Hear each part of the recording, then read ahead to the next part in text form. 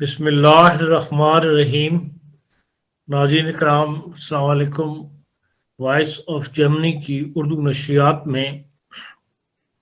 خبرنامے کے ساتھ آپ کی خدمت میں حاضر ہے۔ ناظرین، دراصل 29 فروری 2020 کو آج سے ایک سال پہلے جو دوحہ معاہدہ ہوا تھا اس کے حوالے سے آج ہم نے مشہور سفارتکار جناب سید عابدہ حسین صاحب سے انٹرویو کرنے کی کوشش کی، لیکن کیونکہ وہ اپنے گاؤں میں تھیں اور وہاں پر انٹرنیٹ کی سہولت جو ہے وہ اس طرح نہیں تھی کہ مسلسل آواز جو ہے وہ کٹتی تھی، اس لیے ہم وہ پروگرام تو جو ہمارا ارادہ تھا وہ تو آپ کی خدمت میں نہیں پیش کر سکے، لیکن ایک مختصر سا خبرنامہ اور دوحہ معاہدے کی تفصیلات کے حوالے سے اس وقت آپ کی خدمت میں حاضر ہے۔ اور یہ جو معاہدہ ہے امریکہ اور طالبان کے درمیان، یہ پچھلے سال شیرٹن ہوٹل میں اس کے اوپر معاہدے پر دستخط ہوئے تھے، اور امریکہ کی طرف سے جو زمل خلیل زاد ہیں انہوں نے دستخط کیے، اور طالب علم رہنما ملا عبد الغنی بردار نے جو ہے وہ طالبان کی طرف سے دستخط کیے تھے۔ اور اس معاہدے سے دنیا کو ایک امید پیدا ہوئی تھی کہ شاید اب افغان تنازع جو ہے اس کا حل نکل آئے گا، اور افغان خود طالبان بھی اس سے بہت خوش تھے، کیونکہ اس دن شیرٹن ہوٹل کے اندر سفید شلوار قمیض اور کالی پگڑی پہنے جو ہے وہ پورا ہوٹل طالبان سے کھچا کھچ بھرا ہوا تھا، اور جنہوں نے اس معاہدے پر سائن ہونے کے بعد اللہ اکبر کے نعرے لگائے، جو اس بات کی علامت تھی کہ بھئی دوحہ معاہدہ جو ہے انہوں نے جیت لیا ہے، یا ان کی کامیابی، یہ دوحہ معاہدہ ہے ان کی کامیابی انہوں نے اپنے آپ کو تصور کیا۔ لیکن ایک سال گزرنے کے باوجود جو ہے ابھی تک وہ دوحہ معاہدے پر اس طرح عمل نہیں ہو سکا، یا وہ پیش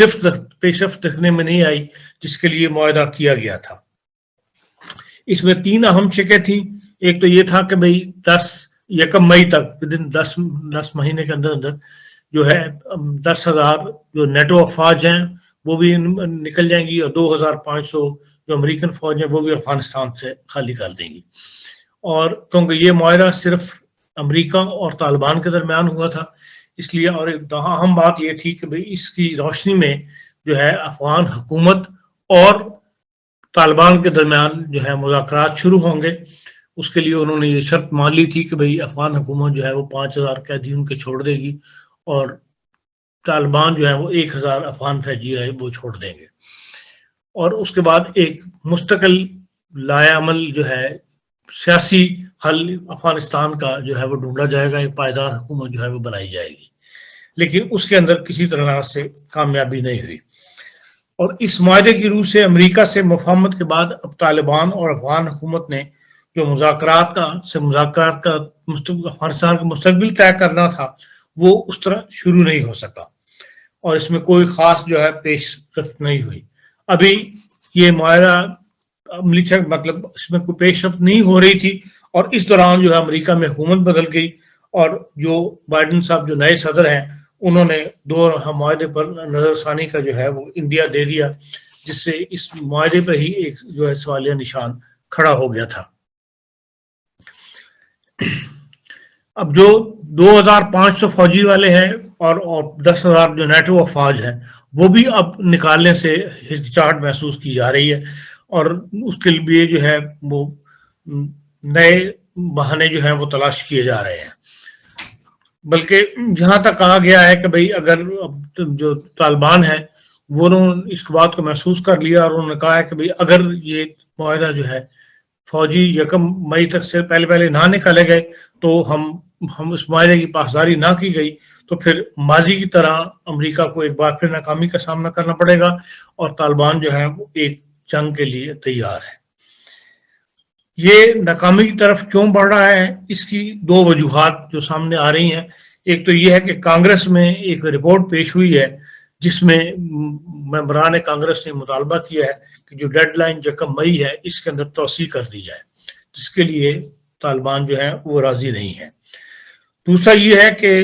امریکہ جو افغان جنگ میں جو ہے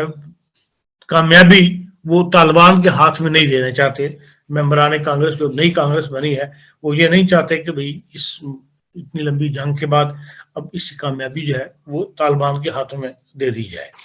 یہ دو وجوہات ہیں جس کی وجہ سے جو بائیڈن کی حکومت جو ہے وہ دوبارہ اب مذاکرات کر کے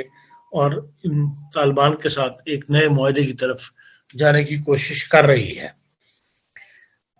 جہاں تک طالبان کا تعلق ہے وہ اپنی بات پر اڑے ہوئے ہیں اور ان کی بات میں وزن بھی ہے، اس لیے کہ انہوں نے جس دن سے معاہدہ ہوا پورے ایک سال کے دوران کوئی ایک فوجی جو ہے وہ امریکہ کا افغانستان میں ہلاک نہیں کیا، جبکہ معاہدے سے پہلے جو ہے وہ 2400 امریکن فوجی اور ہلاک ہوئے اور ہزاروں فوجی جو ہیں وہ اب آج ہی جو افغانستان کے جو امریکن نمائندے ہیں خلیل زمد صاحب وہ افغانستان پہنچے ہیں تاکہ ایک نئے معاہدے کی جو ہے وہ بنا رکھی جائے یا پہلے ہی معاہدے جو ہے اس کے اوپر رد و بدل کی طرف جو ہے گفتگو شروع کی جائے۔ افغانستان کے اندر جو امریکن جو افغان افواج ہیں انہوں نے اور زمینی فوجوں نے ایئر کی مدد کے ساتھ جو ہے وہ 50 سے زائد آدمی جو ہے وہ افغان فوجی جو ہے وہ ہلاک کر دیے ہیں، جس کی وجہ سے ایک نئی بنیاد پڑ گئی ہے اس بات کی کہ بھئی اب طالبان جو افغان حکومت ہے وہ اس کے اندر اپنا ایک کردار شاید نہ ادا کر سکے یا اس کو طالبان جو ہے وہ اس طرح نہ مان سکے افغان حکومت کی بات کو، جو ان دونوں پارٹیوں کے درمیان افغان حکومت اور افغان طالبان کے درمیان جو ہے وہ ایک صلح صفائی والی کیفیت جو ہے وہ نہ پیدا کر سکے۔ ان حالات کے اندر اب جو نیا معاہدہ ہے اس کی ترتیب دیا جا رہا ہے، اور جو غیر ملکی مبصرین ہیں وہ یہ بھی کہہ رہے ہیں کہ شاید طالبان اب اس بات کو اس پر راضی نہ ہو کہ امریکہ کے ساتھ وہ کسی نئے معاہدے پر کریں، بلکہ وہ ایک انٹرنیشنل ضمانت مانگیں، جس کے لیے ہو سکتا ہے کہ ایک انٹرنیشنل مذاکرات جو ہے یا انٹرنیشنل کانفرنس کے اندر مذاکرات کی شکل دی جائے اور وہ جرمنی میں یا ترکی کے اندر جو ہے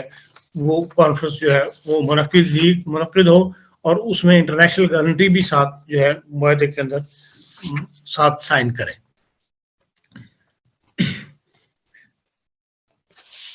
اس کے علاوہ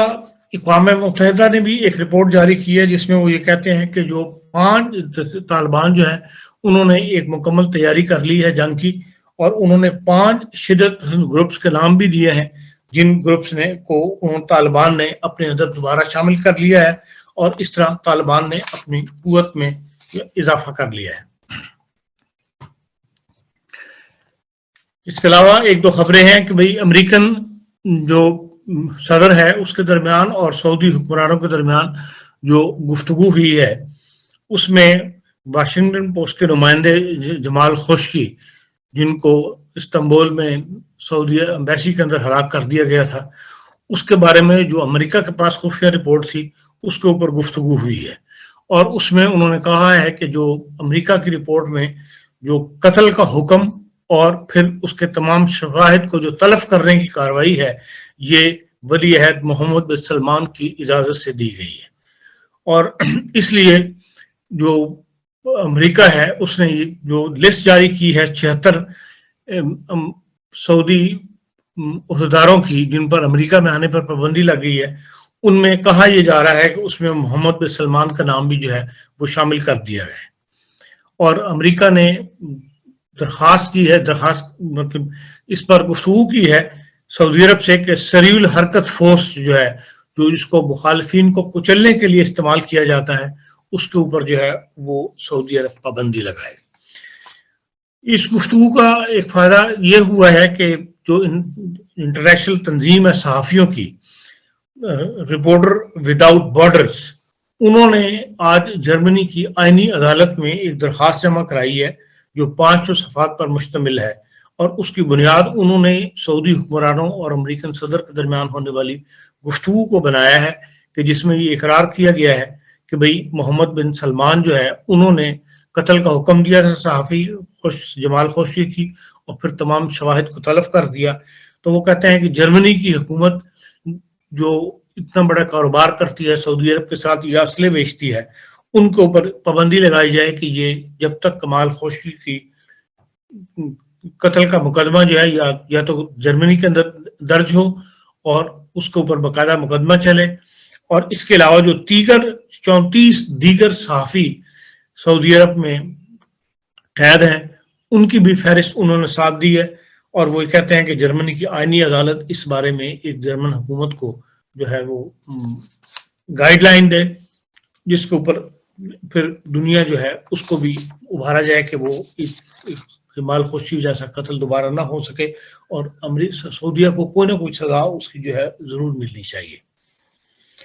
نائجیریا میں جمعے کی شام کو جو 317 بچیاں کسی اسکول سے اغوا کر لی گئی تھیں،